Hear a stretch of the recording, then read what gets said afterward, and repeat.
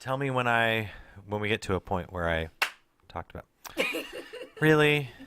I feel like that's a little petty, even for you.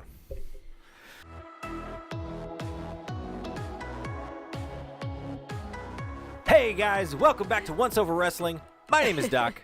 This is my wife, Kaz. She's laughing at me right now for reasons that we won't get into. But thanks for joining us.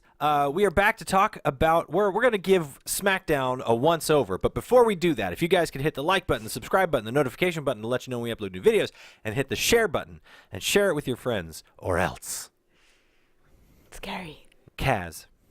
Yeah. What's up? Let's talk about let's give Smack Dizzy the old once Izzy. I don't know. Gonna have to not do that again. Sorry, that got away from me. All right. So SmackDown starts off with AJ Styles coming to the ring. Yep.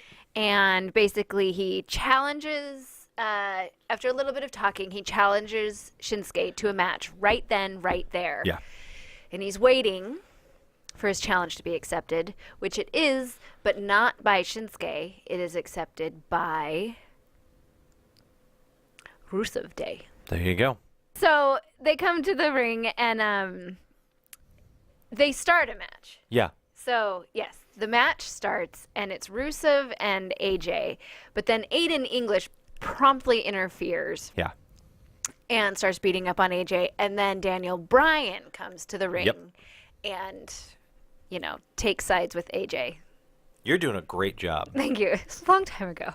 It was like 2 hours ago. Like 200 years ago. It's like 200 years ago. Cool. So, following this little thing, we have a backstage segment with Paige and Shane. And they announce that there's going to be a 20-person tag team match. No. Oh, no.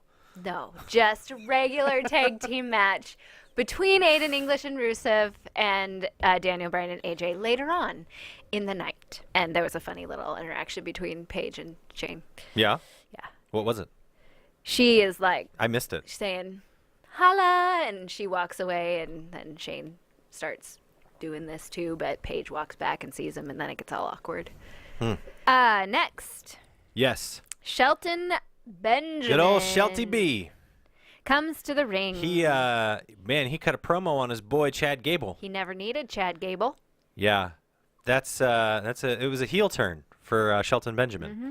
Kind of. I mean, they were kind of working his heels anyways. Mm-hmm. So it wasn't really so much of a heel turn as it was just a double down on his heelness. That's right.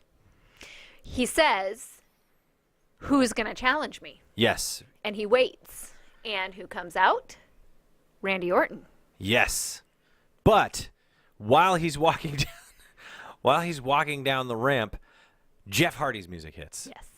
Actually, I mean, it's the Team Extreme music, but now instead of Team Extreme, the Hardy Boys, it's just Jeff Hardy. And Jeff essentially just cuts him off, and Randy Orton has to go back. Yeah, like that Randy was such a weird thing. Like, why? But then Jeff Hardy and Shelton Benjamin have a pretty good match. I mean, it was entertaining. Jeff hit the Swanton Bomb. Well, he hit a side effect, or a twist of fate. I mean, and then the Swanton. I don't think he actually hit a Whisper in the Wind in this match. But yeah, he gets the win, retains the United States title. Mm-hmm. That's what happened. After this, we have Miz on the big screen. He is not there. He is in LA with his family. Yeah, the big story about this was the fact that the reason that he's on SmackDown to begin with is because Daniel Bryan wanted to punch him in the face. But Daniel Bryan's going to have to wait. He's going to have to wait till next week. He'll be there next week. Yeah. But he is in LA with his family. And it was Maurice and Monroe Sky were there. And they showed the baby. And the baby is cute. All babies are cute. Mm-hmm. Yeah. Not all babies are cute. I don't know. I just said that like I knew. I said it like Gandalf. She was sleeping. All babies are cute. But, so yeah, he'll be there next week. Yep. Jey Uso had a match with Luke Harper. That's right. How was it? It was short. Yeah. It was over super fast, but the Bludgeon Brothers keep wailing on the Usos after the match is over. Somebody's going to come and save him. Who do you think it is? I don't know. A dude. A big dude. A big dude. No. No, it's Naomi. Naomi. She comes screaming down the ramp. Don't hurt him. Don't hurt him. No, that's not what she said. It is what she said. Okay, fine. That's what she said. It's totally what she stop, please, stop. Yeah. So they do, and they slowly back their way up the ramp. Next, Sin Cara comes to the ring. Yeah, Sin Cara, he waits in the ring, and we get the debut of Samoa Joe. Ooh, ooh, he has my favorite music of anyone. Yeah.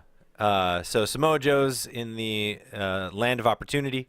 They have a pretty quick match. A little sloppy, but it was good.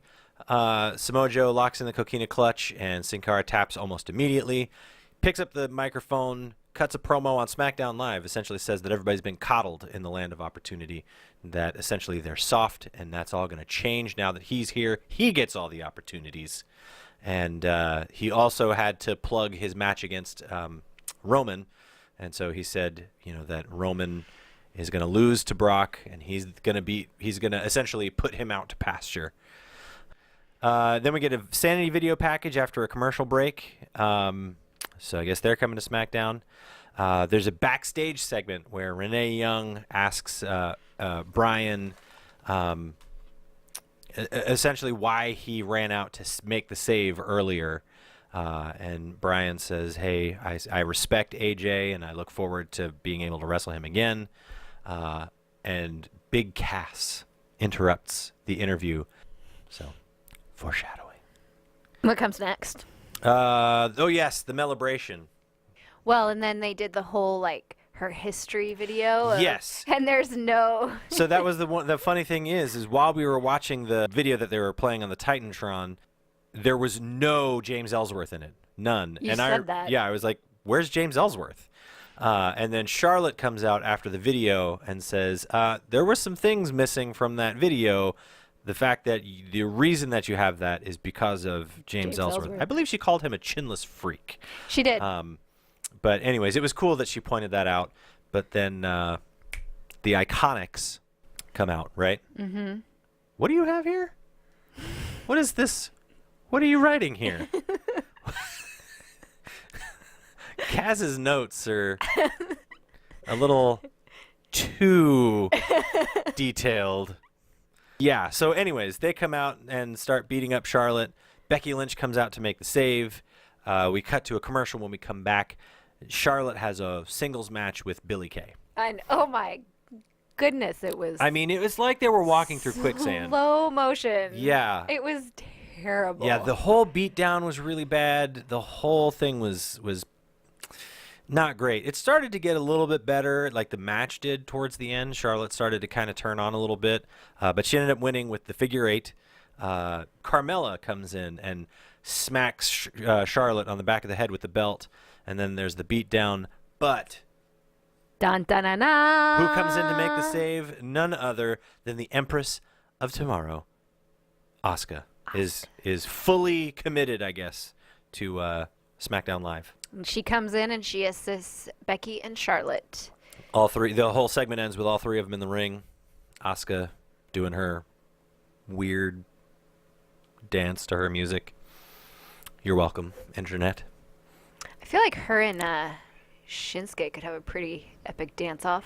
They could. Yeah, Shinsuke, rubber arms, Nakamura, you mean? Yeah. Yeah. I would love them to have just like a baby. A baby? What? No. Could you imagine how terrible that baby would be at dancing? Actually, that's not true. He's pretty good at dancing. But anyways, yeah, there you go. That's that segment. This is... What is happening? What is life right now? I don't know. What happens next? We have the Bar backstage. Oh, that's right. Talking about how they've beat everybody and they've been the tag team titles champions, whatever, 4 times. And then it clips over to the New Day backstage, and then they have a funny interaction with R-Truth and Ty Dillinger. R-Truth is like, well, back together. We're here on Monday Night Raw. And everybody's, Xavier Woods is like, it's Tuesday, R-Truth. This is Smackdown Live. And he, like, looks to the side for a minute. And then he's like, my bad. See you tomorrow. I'll see you guys tomorrow. Ty Dillinger is like, is he going to be okay? No, he's not going to be okay. No. I love R-Truth. I'm glad that he's back. Yeah, I like him too. He's funny. He never, ever is going to win another match. Nope. But he's hilarious. Yeah. And amazing. Yeah. We finish off the night with the AJ Daniel Bryan versus Rusev Day. Yep. What did you think about that? Good match. It was essentially the story of the match was AJ trying to get the hot tag to Daniel Bryan. He finally does, and Daniel Bryan hulks up and beats everybody up.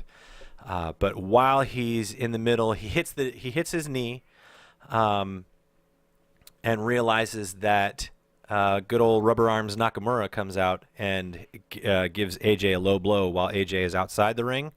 And when Daniel Bryan turns around, Big Cass is standing in front of him, hits him with the big boot, and that's pretty much where the whole thing ended. That was the end of the honestly, night. it was not a great ending. How many pancakes are you going to give SmackDown Live? Not very many. Yeah? No. We decided it was a scale of 1 to 5, but syrup is the half mark. Yeah. I'm only giving it like 2. Yeah, I was going to give it 3. I was going to kind of go middle of the road with it. I guess I could throw some syrup, but Two syrups, 2 pancakes with syrup? R-Truth was funny. I give R-Truth the syrup. There you go. He gets the syrup for the night. Yeah. All right, well, there you go. 2 pancakes with syrup and 3 pancakes from me. Well, thanks for joining us, guys. Again, this is Once Over Wrestling. I'm Doc. This is Kaz. If you guys can hit the subscribe button, the like button, the notification button to let you know when we upload new videos, and hit that share button. Share it with your friends. You got anything else? Nope. All right, we will see you for the NXT and 205 Live Once Over.